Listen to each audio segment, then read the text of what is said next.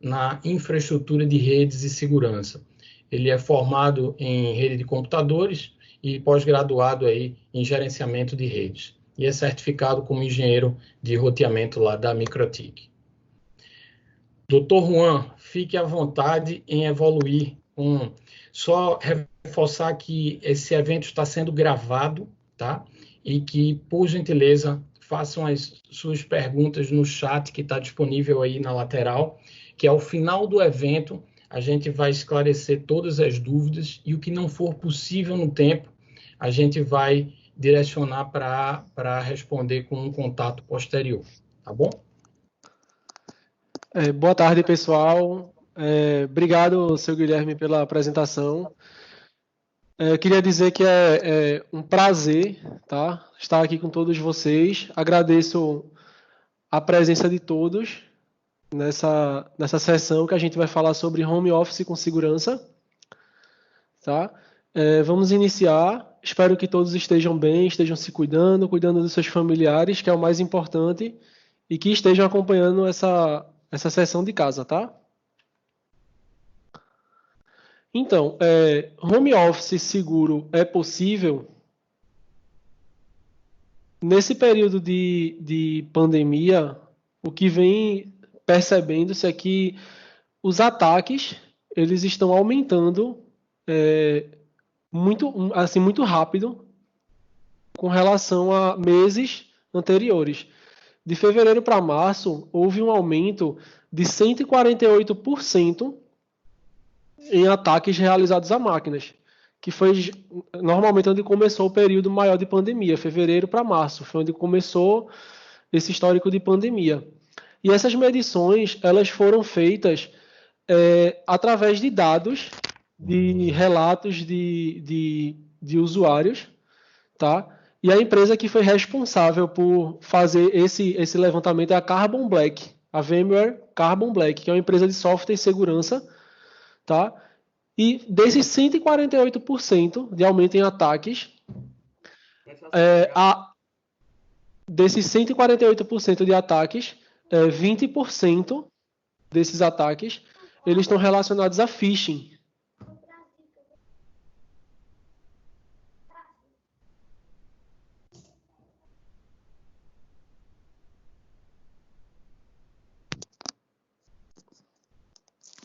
Que ele rouba informações do usuário. Isso aí pode ser CPF, RG, dados do cartão de crédito.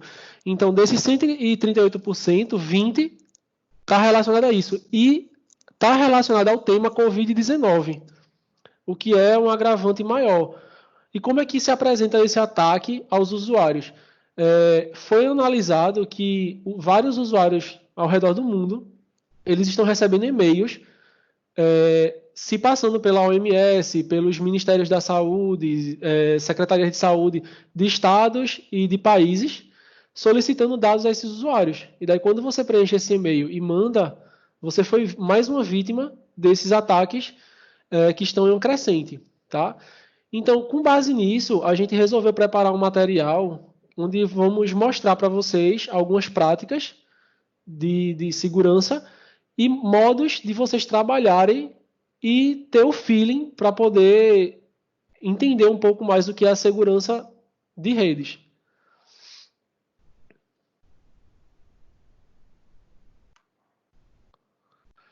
Aqui estão o nosso cronograma de hoje. Primeiramente, a gente vai começar vendo como proteger a máquina, e daí vai partir desde a atualização do sistema operacional, vai passar pela parte de antivírus, vamos ver por que é necessário atualizar os softwares da nossa máquina e também por que é necessário atualizar os componentes dos drivers, do hardware da nossa máquina.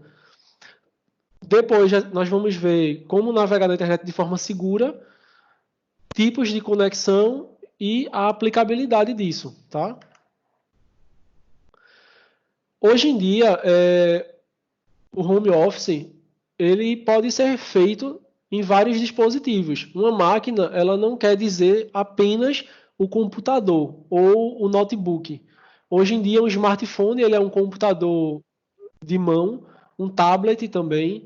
Então, assim, hoje nós conseguimos trabalhar de vários dispositivos. Então, amanhã, quem quer saber um pouco mais, amanhã nós teremos uma sessão com o Thiago Lima, onde ele vai se aprofundar mais nesse assunto, que seria o novo normal, tá? Então, ele vai explicar um pouco melhor sobre como trabalhar em cada dispositivo desse, certo? Então, só para ficar ciente, porque isso já é gancho para o próximo slide, que a gente inicia como ter uma estação de trabalho segura, tá? O primeiro passo é a atualização do sistema operacional. Então, por que antes eu mostrei que nós temos hoje várias formas de trabalhar? Porque o sistema operacional não está atrelado só a atualizar o Windows ou o OS, que é o caso da Apple. Nós temos também que atualizar o Android, o iOS, no caso de telefones da Apple.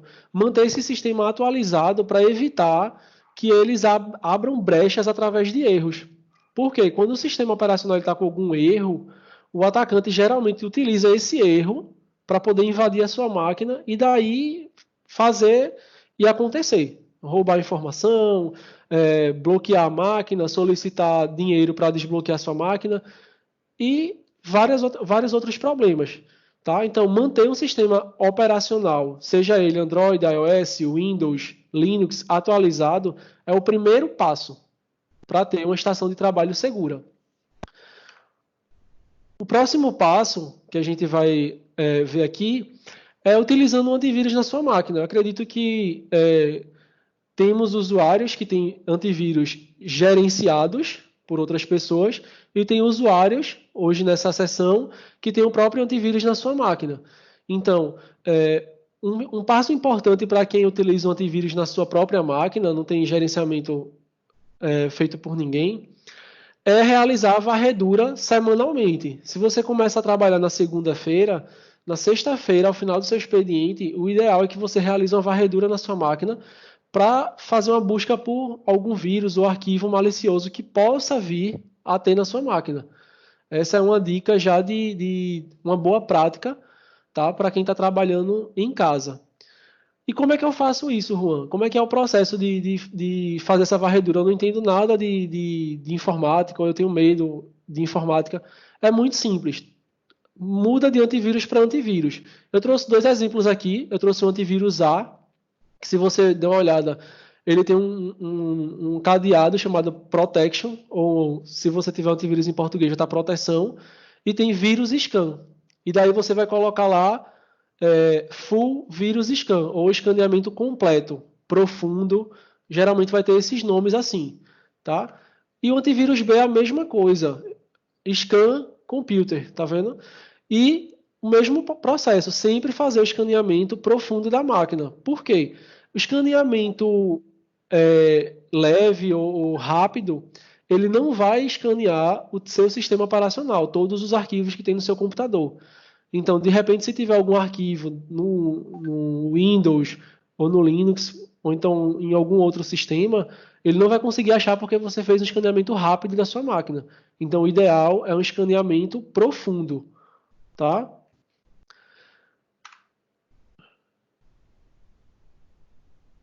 Bom, aí a gente vai para o próximo passo, né? Que é atualizando os programas da sua máquina. E por que eu coloquei isso aqui como um tópico importante para manter a máquina segura? Porque pelo mesmo motivo que a gente atualiza o nosso sistema operacional, nós devemos também atualizar os softwares.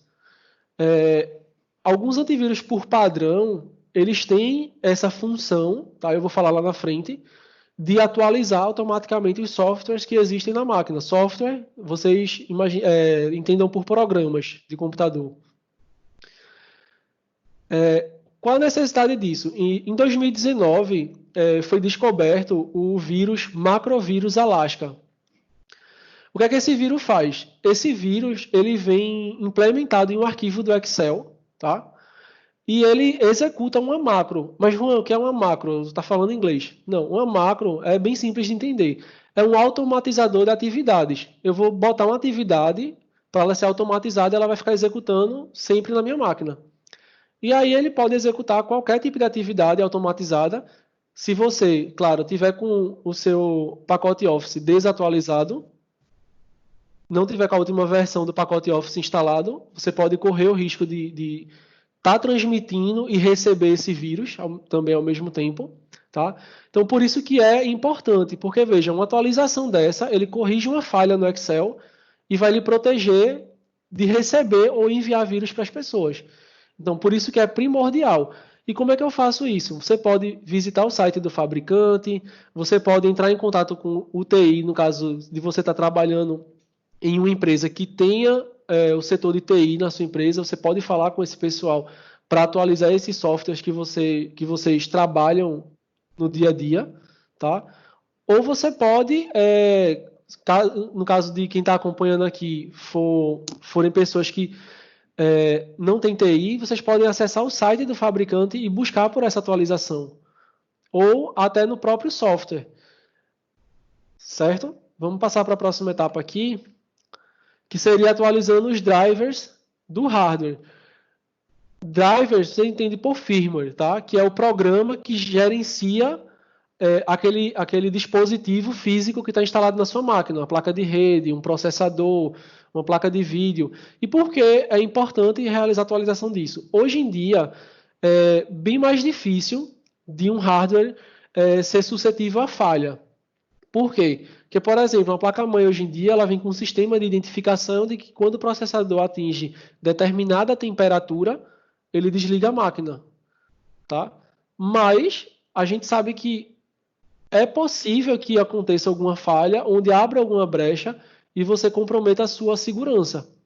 Então é importante também manter os drivers atualizados, tá? Isso aí você pode fazer via Windows, tá? Tem um gerenciador de dispositivos do Windows, onde ele realiza a atualização desses componentes, certo? Só uma pequena colocação é que para você ver que faz tempo, mas é possível. Em 99, um vírus chamado Chernobyl, ele parou centenas de milhares de computadores depois de excluir os dados do flash BIOS das máquinas. Isso tornou impossível reiniciar ou iniciar os computadores infectados. E gerou um custo muito alto, porque aí teve que instalar a BIOS de volta em todas aquelas máquinas, por simplesmente a BIOS do sistema não estar atualizada. Então foi descoberta essa brecha e houve esse problema que afetou várias pessoas. E daí a gente fecha o assunto de protegendo a máquina, tá?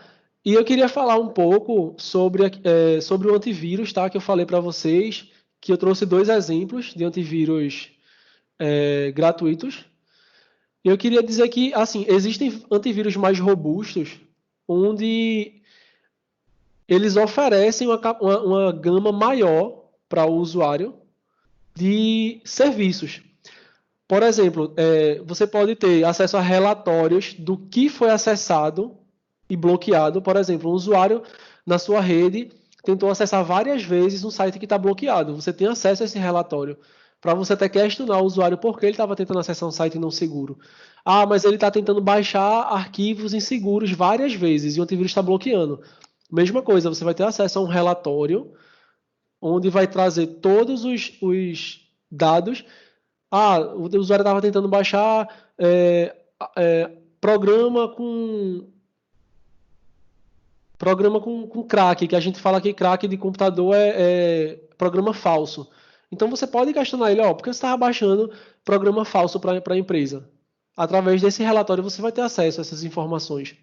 Tá? Tem a parte também de gerenciamento na nuvem. A gente consegue criar políticas de acesso, ou seja, controlar o acesso dos usuários, independente se você está na empresa ou em casa. Para você que está em casa hoje, acompanhando essa sessão, a gente consegue criar uma política e dizer que tipo de site você vai acessar, se você vai acessar um site seguro ou não, e impedir que você corra risco na internet. Então, mesmo em casa eu consegue sim. Mesmo em casa, a gente consegue. Só basta sua máquina estar conectada à internet, que a gente consegue criar essas políticas de acesso e você vai navegar de forma segura na internet. Então, nessa parte de antivírus, caso alguém não tenha conhecimento necessário, nós da HSBS conseguimos te ajudar nesse tipo de demanda, tá? Então, vocês podem contar conosco. Qualquer dúvida com relação a isso, vocês podem ficar à vontade para escrever, que no final da apresentação eu vou tentar responder a todos, tá? Então, vamos lá. Para navegar de forma segura, a gente vai abordar 6 tópicos. Tipos de conectividade, tipos de acesso, o que são pop-ups, o que são banners, certificados SSL da página e verificando o link do site que você está acessando. Só que antes de abordar esse assunto, nós vamos ver como que a gente consegue se conectar à internet. Porque a forma que a gente se conecta à internet, ela também influencia na parte de segurança. Então, acho que todo mundo hoje faz uso de rede wireless em casa, certo? Então, a gente deve tomar alguns cuidados que são importantes na hora de se conectar à rede wireless. O primeiro passo é que o nosso roteador ele não pode ter a senha padrão, usuário admin, senha admin. Então, a gente tem que, primeiro passo é alterar isso no roteador.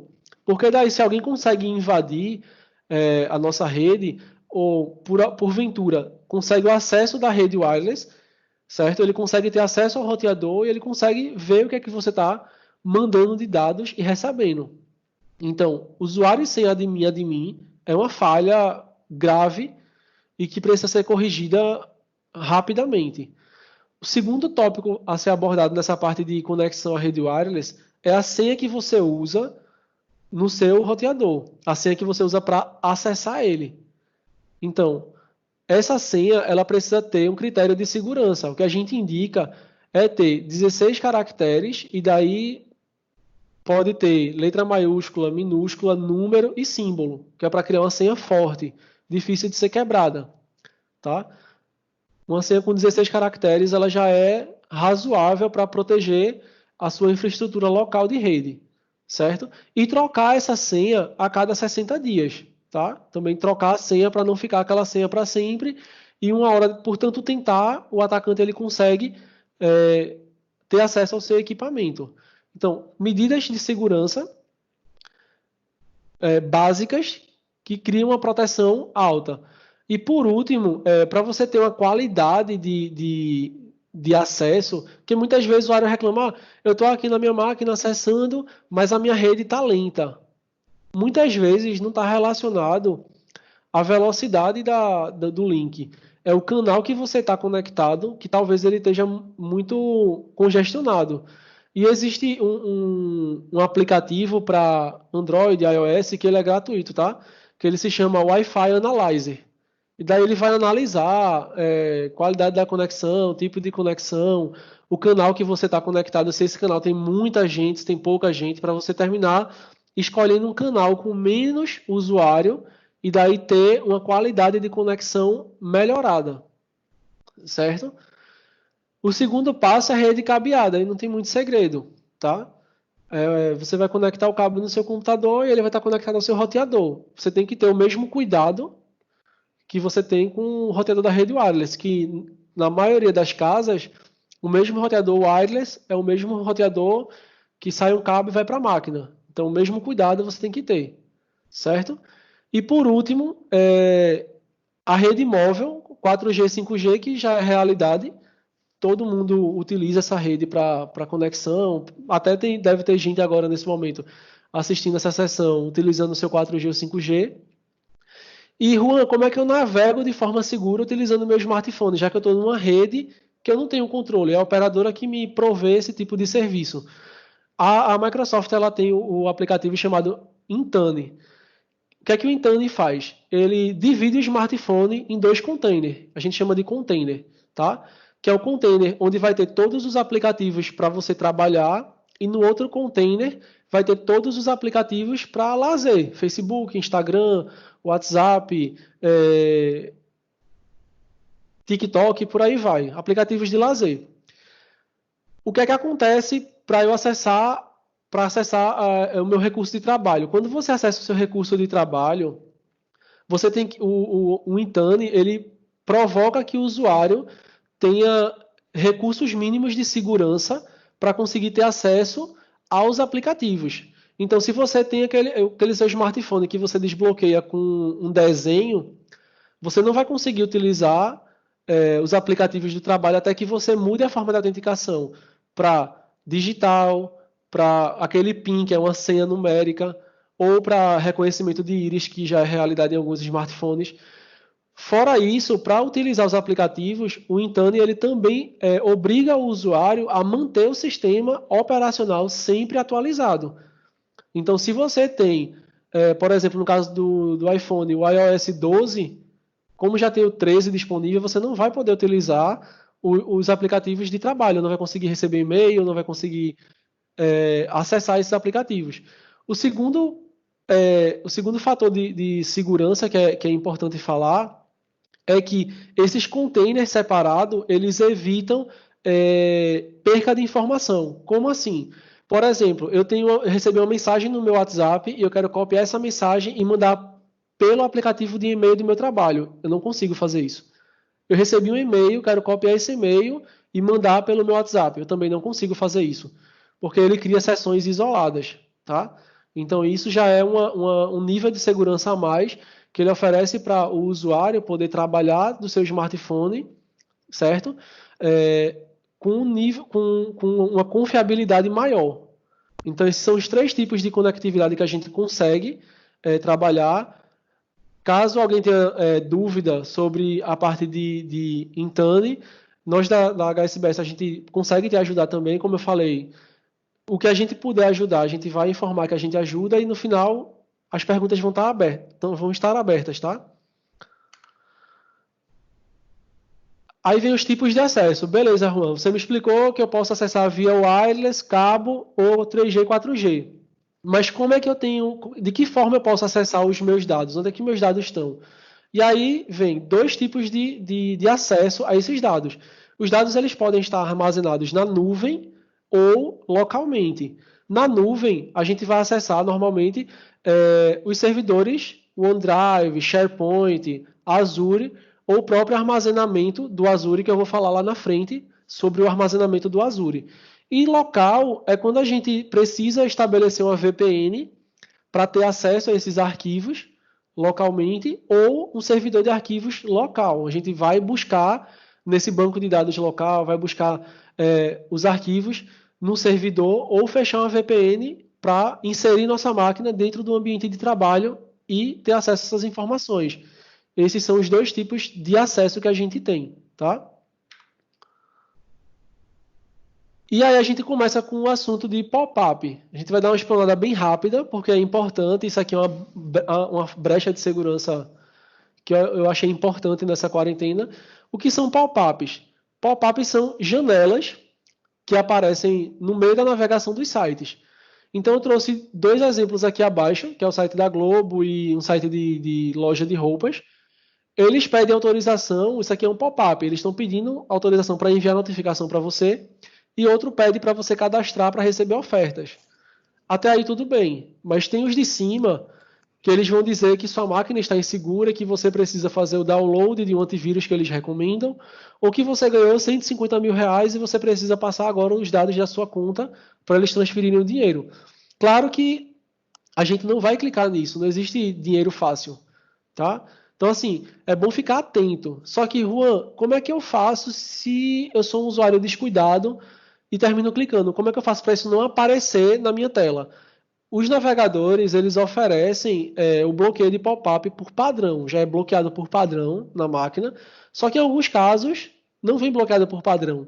E nas máquinas que não vem bloqueado por padrão, o próximo passo aqui eu vou mostrar para vocês como desabilita. Tá? Esse exemplo aqui no navegador Google Chrome, tá? Tem os 3 pontinhos no canto da tela. Vocês vão em configurações, digita na parte onde tem essa lupa pop-ups, clica na parte de configurações do site. Ele vai exibir aqui, ó, pop-ups e redirecionamentos. Vocês clicam nele. Geralmente ele vai estar assim, ó, bloqueado, que é o recomendado, tá vendo? Mas se não tiver, do lado tem um botão, é só você apertar para manter bloqueado. E daí não vai aparecer nenhum pop-up e você não vai correr o risco de clicar acidentalmente. Isso é direcionado para uma área de risco, certo? banners e ADS, que no caso seria o AdSense. Eles são propagandas que são baseadas no que a gente busca na internet. Por exemplo, se eu acabei de fazer uma busca no Google por bebida, ele vai mostrar na próxima página que eu acessar um banner com várias bebidas lá. Se eu pesquisei sobre óculos, ele vai mostrar vários banners sobre óculos. Se eu busquei sobre jogos, fone de ouvido, por aí vai, ele vai mostrar tudo isso. Como é que eu faço para me proteger disso? Alguns antivírus avançados não são os gratuitos. Aqui, volta aquilo que eu falei. Não são os gratuitos. Eles oferecem também o bloqueio de banner. Você vai conseguir navegar na internet sem o incômodo desses banners ficar spamando o tempo todo oferta para você. Geralmente ele mostra no navegador, você vai ter o símbolo do seu antivírus. Não são todos que tem, tá? Mas os que tem vai mostrar o símbolozinho lá do antivírus e ele vai ter esse botão aqui de ativar o anti-banner. Ele vai localizar as páginas de anúncio e vai bloquear elas. E você não vai ser incomodado. Ah, Juan, mas eu só vou bloquear pelo fato de me incomodar? Não. Por quê? Um atacante ele pode criar um banner falso que vai te direcionar para uma página falsa, onde você vai achar que, colocando seus dados lá, você está comprando algo, mas na verdade você está enviando informações para uma pessoa mal intencionada. Então, se eu estou querendo comprar algo, o mais indicado é que eu mesmo visite o site de confiança, claro. E aí é tema já do próximo slide, como identificar os sites seguros para acessar. O ideal é que eu acesse um site de segurança para realizar as compras que eu preciso fazer. Esse é o recomendado, tá? E daí a gente parte para a parte de certificado SSL das páginas. Qual a importância de uma página ter SSL? Para entender isso, primeiro a gente precisa saber o que é SSL. SSL é uma tecnologia que ela foi desenvolvida pela Netscape em 94. Faz um pouquinho de tempo já que essa tecnologia existe. Que ela tornou-se um padrão para as páginas web hoje em dia. Certo? Que ela protege a comunicação entre um usuário e um servidor. Que geralmente o servidor ele está publicado algum serviço na internet e o usuário vai acessar esse serviço. Só que se o usuário enviar seus dados para esse servidor, pessoas mal intencionadas, como é o caso dessa primeira foto, elas conseguem ver e ler a informação. Então imagina o problema. Você passa seus dados bancários e o pessoal consegue pegar a tua agência e conta lá. É um problema grave. Então, para evitar isso, o servidor ele cria um túnel criptografado. Beleza, falei outra palavra difícil. O que é criptografia? Criptografia é o embaralhamento de informações, de uma forma bem fácil de ser entendida. Tem mais coisas, mas para ser entendido de uma forma mais fácil, é o embaralhamento de informações. Então, eu vou usar como exemplo para vocês entenderem o que é a criptografia e o túnel SSL, e o certificado SSL, algo que todo mundo está usando nessa pandemia. Acredito que todo mundo está colocando em atualização suas séries, filmes que queriam assistir, e para isso vocês usam a plataforma de filmes Netflix. Acho que é a mais famosa, mas tem gente que usa a Amazon, Globoplay, por aí vai. Quando você resolve acessar essa página, digita lá o site da Netflix e aparece a tela de login. Quando você requisita isso, o servidor da Netflix ele envia um túnel para o usuário. Ele fecha um túnel com o usuário. E antes da sua informação sair do seu roteador e ir para o servidor, essas informações elas são embaralhadas e enviadas. Aí a gente vai para a segunda foto. Elas são embaralhadas e enviadas. Os falsificadores, hackers, espiões, eles vão conseguir ver a mensagem passando, mas eles não vão conseguir ler. Por que eles não vão conseguir ler? Porque só o servidor da Netflix tem a chave para desembaralhar essas informações. Então, quando a informação embaralhada chega no servidor, ela é desembaralhada pela chave, verificada nos servidores. Se você é um usuário que existe no banco de dados, ele vai te devolver o catálogo de filmes para você ter acesso. Então, a mesma coisa acontece numa compra. Se você vai mandar os seus dados de cartão de crédito, endereço, CPF, nome completo, É necessário que a página tenha SSL para ela poder embaralhar essas informações e pessoas mal intencionadas não consigam ter acesso para fazer a leitura disso, tá? Então, linka exatamente com o último assunto que eu falei, que é clicar num banner, ir para uma página errada e perder as informações. Então, essa é a importância de se identificar e de sempre acessar páginas que tenham SSL. Mas, Juan, como é que eu faço para saber que eu estou seguro numa página, que eu estou navegando numa página segura? Aí no próximo slide a gente vai ver como é uma conexão segura e como não é uma conexão segura, tá? A gente acessou aqui o site da Netflix para vocês verem. Ele mostra aqui, ó, o cadeado fechado e mostra que a conexão ela é segura. E diz aqui que o certificado ele é um certificado válido. Já no segundo exemplo, ele vai dizer que o site não é seguro, vai dizer que não é seguro com esse site a conexão e não mostra o certificado. Como vocês podem ver aqui, ó, eles não dizem que o certificado é válido, porque não tem certificado.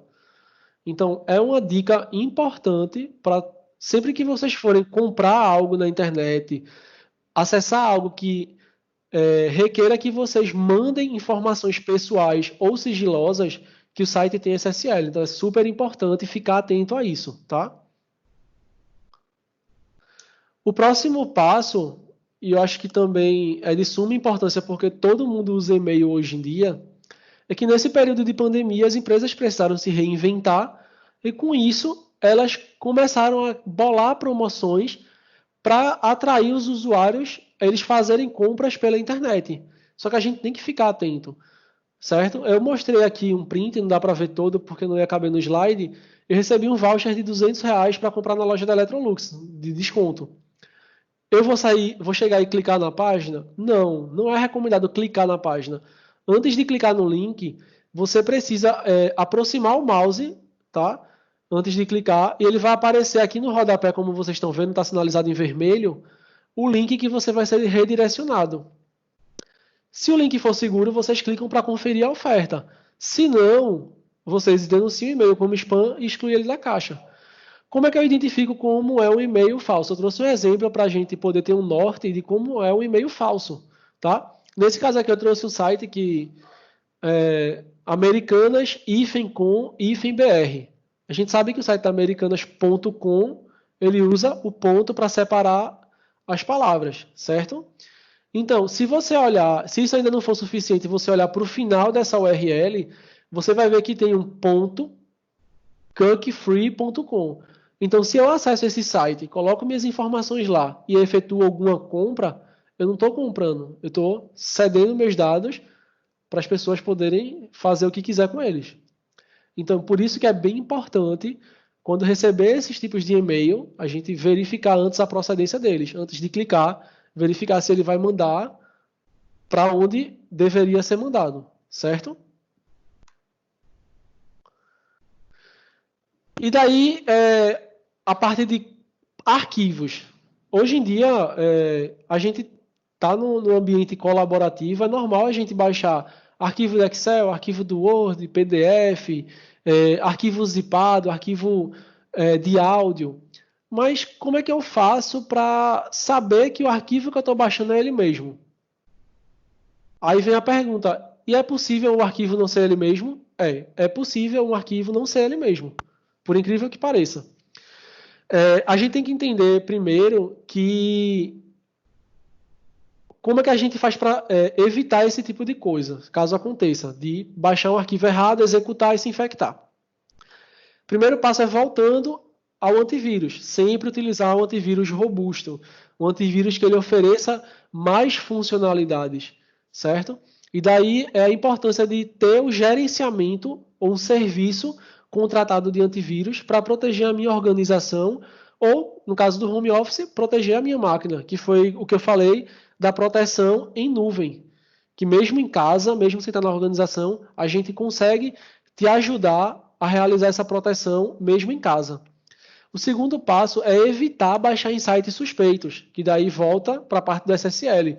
Se eu vou entrar no site para baixar algum arquivo e esse site não tem SSL, esse site não é de confiança. Então não é recomendado fazer download desse tipo de site. O terceiro ponto é usar link oficial. Sempre procurar link oficial para fazer o download. E, por último, usar programas indicados, certo? Aqui eu trouxe para explanar melhor aquilo que eu falei, que cada arquivo ele condiz com um formato específico. Cada arquivo ele faz parte de um formato específico. Exemplo, se eu quero baixar uma foto, um background para minha área de trabalho, o arquivo geralmente ele vai ser JPG ou PNG. A extensão, quando eu falo arquivo, é a extensão.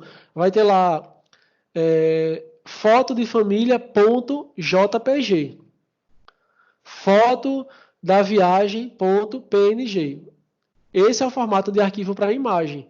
Se você de repente baixar um arquivo, foto de família.exe, foto de família.doc, foto de família.xls, não é o formato de imagem. O formato de imagem é JPG ou PNG. XLS é formato do Excel. Doc é formato do Word. Zip e RAR são arquivos compactados, certo? Wave, AVI são mídias, são filmes, músicas. PDF são arquivos protegidos contra alterações. HTML são páginas e por aí vai. Todas essas extensões, elas fazem referência a um tipo de arquivo específico. Então, antes de clicar em download, é importante que eu tenha noção do que eu estou fazendo, do download que eu estou fazendo para a minha máquina. Então, por isso que eu trouxe esse conteúdo para abordar aqui para vocês, que é mais uma dica de boa prática para se manter seguro, tá? E aqui a gente agora vai para o último tópico dessa parte de navegação segura, certo? Que é para poder saber o porquê o backup das informações ele entrou nesse assunto de navegação segura. Ele foi inserido aqui porque, caso a gente pegue, se infecte com algum vírus e esse vírus trave a máquina ou faça com que ela pare de funcionar e eu não tenho o backup dessas informações feito, eu vou perder dados. E hoje em dia dados eles valem mais do que dinheiro. Quem tem dados na mão, informações, pode dizer que tem mais riqueza do que o dinheiro pode oferecer, certo? Então, por isso que é importante a gente realizar o backup das nossas informações. Então, eu trouxe essas imagens aqui do pendrive, do HD externo, que eles são usuais hoje em dia, mas já ficaram para trás, porque hoje a gente tem a plataforma Microsoft Azure, que é o backup na nuvem da Microsoft. E daí o que é que esse serviço oferece? Ele oferece o monitoramento das rotinas de backup, onde a nossa equipe de analistas eles realizam o monitoramento do que está sendo feito backup, como esse backup está feito, fora que oferece também a auditoria de backup. O que é uma auditoria de backup? Eu tenho minhas informações e daí eu perco elas. Eu preciso restaurar e essa informação ela está corrompida ou alterada. Então, se eu precisar das informações e ela vier corrompida ou alterada, não vai me servir de nada. Então, a nossa equipe, ela se antevém a isso e testa esse backup. E quando o cliente precisar, a gente consegue entregar o backup de qualidade para o cliente. Fora isso, tem a revisão periódica da documentação. O que é isso? É conversar com o cliente e entender que hoje a área de TI ela é uma área bastante elástica. Ela hoje se expande de forma rápida, certo? Então, assim, a gente vai entrar em contato com o cliente para entender as necessidades dele e saber, o que a gente está te oferecendo hoje tá ok? Precisa melhorar alguma coisa? Você quer incluir mais alguma coisa? Então, a gente realiza essa revisão periódica com o cliente. A atuação corretiva e a atuação proativa também, que é se antecipar às falhas. O nosso monitoramento ele verifica a integridade do HD, capacidade de armazenamento, se já está atingindo o limite do armazenamento, se está sendo realizado backup de arquivos desnecessários, a gente vai informar para o cliente que está sendo realizado backups desnecessários e com isso está ocupando muito espaço, certo? Existem também os testes de recuperação, a gente passa e-mail com relatório para o cliente do que foi feito backup, quando foi feito, o que está sendo feito backup, para o cliente se manter informado. E daí, por que eu estou falando isso? Porque, se a gente bem lembra, no 11 de setembro, aconteceu o ataque às Torres Gêmeas e existiam várias empresas naqueles empresariais. E as empresas que mantinham o backup no mesmo ambiente de trabalho, algumas faliram e outras demoraram anos para recuperar as informações. Já as empresas que tinham backup fora da organização, elas voltaram a trabalhar as operações normais até 75% mais rápido do que as demais. Então, o investimento no backup ele gera uma economia de custo muito alta a longo prazo, certo? Fora que, se o usuário também tem aquele arquivo, como eu mencionei aqui, no HD externo, que ele não usa desde 2009, ou que só usa uma vez no ano, e que é muito antigo esse arquivo, imagina se teu HD queima, ou quebra, ou cai no chão e se parte. E aí, perdi as informações? Perdeu. Se tiver no lugar físico, você vai perder essas informações. E o serviço de archive, ele, por um custo bem menor do que o backup comum, tá? Ele faz o armazenamento desses dados na nuvem, que é protegido contra falha humana, contra incêndio, roubo, tá? Então, assim, você vai manter esse dado que é importante para a sua empresa, mas que é de pouco uso, seguro de alguma tragédia, certo? Por isso que o assunto backup, ele entra nessa parte de segurança no acesso, ok? Então, a gente vai passar para o próximo tópico agora. Juan, só dando uma pausa. Amigos, quem tiver alguma dúvida, por gentileza, escrevam no chat, que no final a gente vai estar esclarecendo para vocês, tá? Juan, só para informar, a gente tem mais 10 minutinhos, tá? Então, vamos tocar. Vamos embora. Obrigado, seu Guilherme. Então, vamos passar para a parte de tipos de conexão, certo?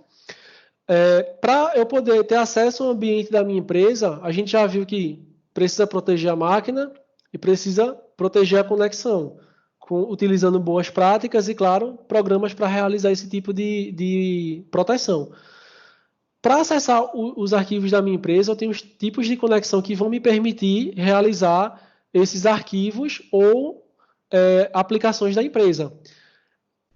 Primeiro passo são as VPNs, que tem dois tipos de VPN. A Site to Site, que eu vou explicar o que é esse termo, não se preocupem, e a Client to Site. Esses são os dois tipos de VPN. Terceiro lugar, nós temos o WVD, que o Nadilson abordou ontem com mais profundidade esse assunto, tá? Que é o Windows Virtual Desktop. E por último, o Web Proxy Access, que no caso seria o Cloud Proxy, certo?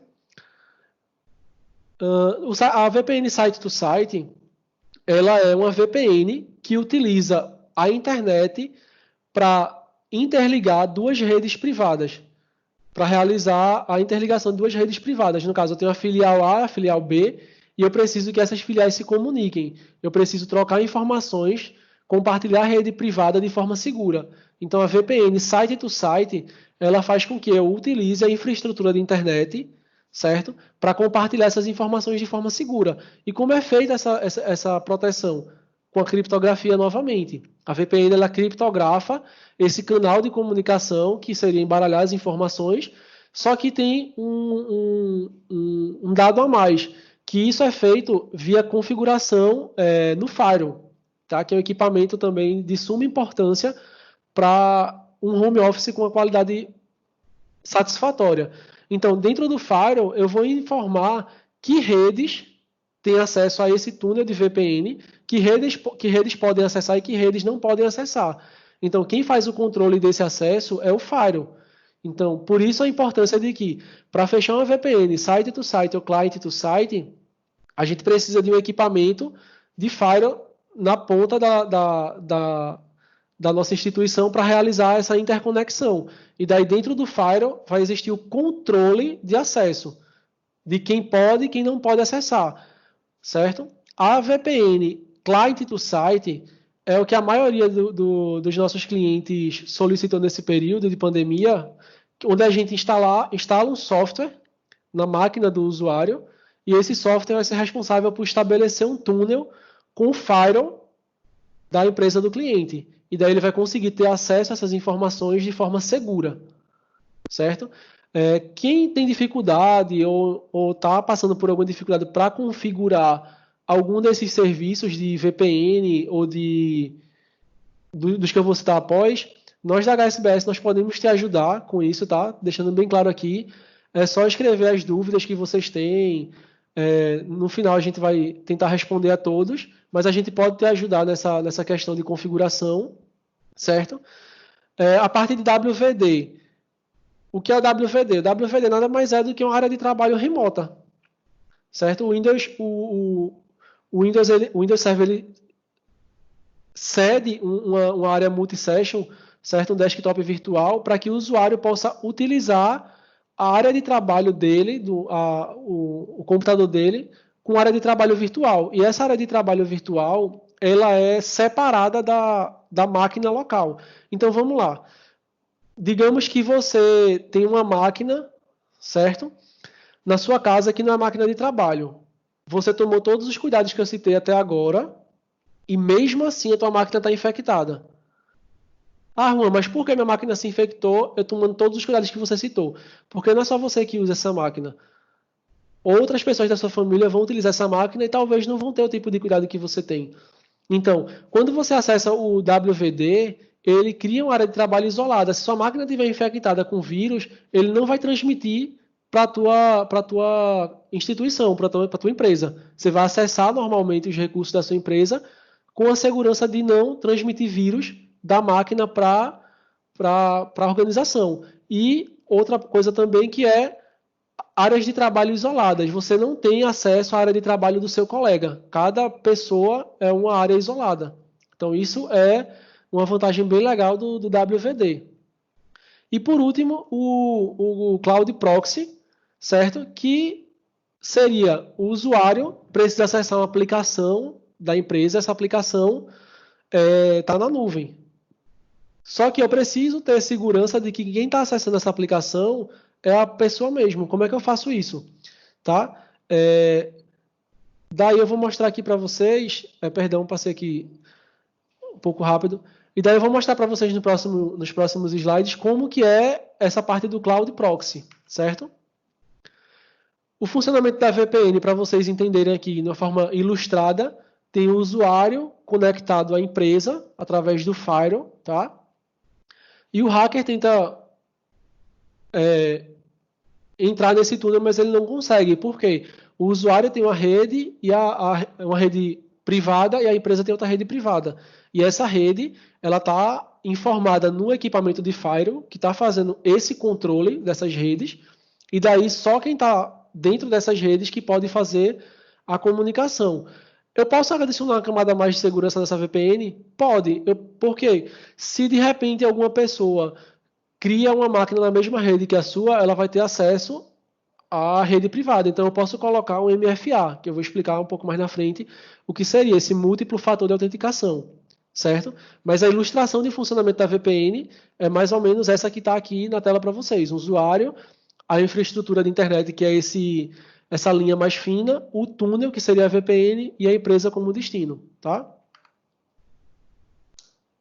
O funcionamento do WVD, certo? Como eu falei, ele vai criar sessões isoladas, e daí pode ser no smartphone, no tablet ou no notebook, certo?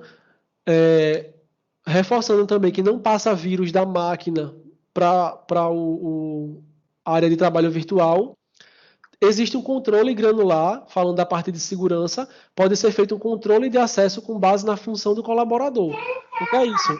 Eu quero limitar que o usuário, tá? Quero limitar que o usuário do financeiro ele só tenha acesso aos aplicativos do financeiro. É possível fazer isso, certo?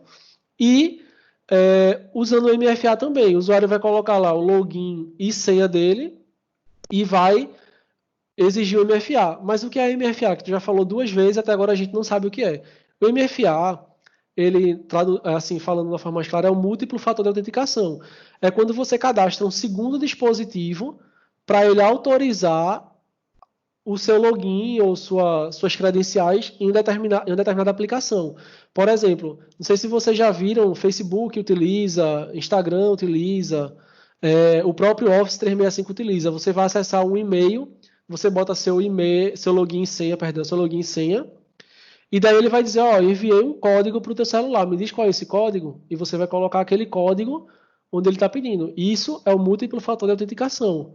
E o WVD, ele tem essa função do MFA, tá? E por último, o funcionamento do Cloud Proxy. Nós temos 3 usuários aqui, tá? Digamos que o usuário A, ele precisa acessar o sistema TOTUS da empresa. Só que eu quero garantir que é esse usuário que vai acessar o sistema. Então, como é que eu faço isso? O usuário ele vai se logar primeiro no proxy, com as credenciais dele, e pode também ser configurado em MFA, e ele vai comparar o usuário, senha e o código. Então, esse usuário aqui é ele mesmo? Então, eu permito que ele acesse o meu sistema. Ah, não é esse usuário não, eu corto a conexão dele. Por que a gente coloca MFA no proxy, na VPN e no WVD? Porque é um segundo fator de autenticação. Digamos que alguém, porventura, roube suas credenciais, login e senha, mas ele não pode roubar teu celular. Então, por mais que ele tenha o login e senha, ele nunca vai conseguir ter acesso ao recurso porque ele não tem o aparelho de autenticação. Então, por isso que é importante utilizar o MFA, certo? Esse assunto do MFA ele vai ser abordado um pouco mais profundo amanhã na palestra com o Tiago Lima, e eu peço que vocês fiquem atentos amanhã para não perder. Então, assim, pessoal, por hoje, na parte de dicas de segurança, o home office seguro é só, tá? Quem tiver dúvidas, a hora de tirar as dúvidas vai ser agora. Beleza. Doutor Juan, só passando para você aqui algumas dúvidas, tá? Sou Renildo, coordenador do setor de tecnologia da informação aqui do Hospital Ortopédico. Minha dúvida é sobre telemedicina, saber se o Teams possui alguma ferramenta auxiliar na teleconsulta. O Teams possui, tá? Ferramenta de videoconferência, eu vou responder até porque o assunto não é o desse webinar, mas você pode ser esclarecido amanhã às 15 horas, mas sim, a ferramenta do Teams, ela tem como auxiliar você na teleconsulta, tá? Amanhã vai ter uma sessão sobre isso. Também, só orientando que a gente veio no mês inteiro fazendo sessões de trabalho de home office às 15 horas. Essas sessões, elas foram interrompidas agora na semana de TI e será definido um novo calendário para as semanas seguintes, tá? Teve uma dúvida aqui do Maviael. O ideal seria a empresa fornecer os notebooks, pois quando o usuário faz na sua máquina, creio que não exista segurança. Juan, se me permite, a gente tem os 2 cenários, tá? Tanto o cenário do notebook fornecido pela empresa, em que você tem softwares próprios a serem controlados e gerenciem essa utilização, como no dispositivo pessoal. Ou seja, mesmo um notebook pessoal, existem recursos para fazer essa segurança, né? Promover essa segurança.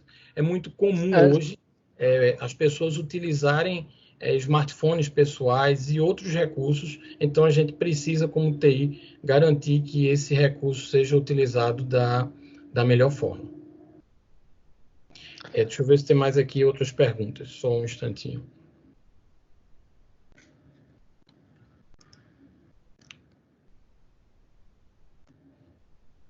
A gente tem uma... Deixa eu baixar aqui. Até o momento esclarecido, existe no mercado algum produto que verifique essas seguranças, inclusive as home office, à medida que vão sendo usadas? Existe sim, tá? Normalmente são recursos mais avançados de segurança, em que ele vai validando, por exemplo, o link que Juan falou. Vamos supor que eu não tenho uma ferramenta robusta, que a minha plataforma de e-mail não tem esse recurso. Então, Juan sugeriu alguns cenários para checagem manual. mas isso pode ser resolvido de forma automatizada, utilizando esses recursos mais avançados, tá? Tanto a Microsoft quanto diversos outros provedores de e-mail têm essa tecnologia, tá? O nome dessa tecnologia no Office 365 é o ATP, Advanced Threat Protection, tá? Que ele faz essa verificação, chega até a criar máquinas virtuais para simular 0D e outros cenários. Deixa eu continuar aqui. A gente já passou aí um pouquinho do horário. Pergunta aí de Rafael Mendes. Existe alguma resistência na atualização de firmware dos ativos de rede, isso dentro de um ambiente? Qual seria a resistência? A resistência, normalmente, que a gente tem com relação a esse cenário é a capacidade de atualização do dispositivo. Eu vou dar um exemplo. Quem trabalha com storage mais antigos, tem uma certa peculiaridade em fazer atualização de firmware, porque, normalmente, uma plataforma mais antiga, o risco de fazer essa atualização é mais elevado. Quando você tem uma plataforma mais nova, isso eu diria que é uma atividade que praticamente é comum, tá? Recursos mais antigos, você tem toda a razão, Rafael. Existe uma resistência e há um risco envolvido nisso. Então, é muito importante que seja feita uma estrutura de mudança, um estudo para saber se vale a pena você atualizar esse firmware frente ao risco dessa atualização. Tá? Então, é muito importante fazer essa análise e até sugiro procurar o fabricante ou a assistência desse hardware para fazer essa atualização. Um ponto aqui também foi de CIEM, tá? No gerenciamento de eventos, o André Alves está mencionando que é uma plataforma bem interessante para fazer esse monitoramento que o Joanes perguntou, no monitoramento proativo dos acessos, né? Deixa eu ver se tem mais alguma pergunta, doutor Juan. Não. Era só isso mesmo. Doutor Juan, muito obrigado pelo engajamento e aí pela apresentação. Só reforçando que amanhã nós teremos o cenário de home office para o novo normal, produtividade e gestão de pessoas. Quem tem dúvidas com relação ao Teams, Planner e ferramentas de produtividade, amanhã vai ser bem interessante com relação a isso. E na sexta-feira, reforçando mais uma vez, teremos um quiz sobre toda a semana de produtividade e os 3 vencedores vão ganhar brindes aí que serão distribuídos em seguida. Gente, muito obrigado. Mais uma vez, a gente deseja saúde para todos. E, se possível, fiquem em casa, que a gente vai, se Deus quiser, passar essa pandemia, passar essa crise, tá? Muito obrigado e nos encontramos amanhã, a partir das 15 horas. Um grande abraço. Obrigado, pessoal. Tchau, tchau.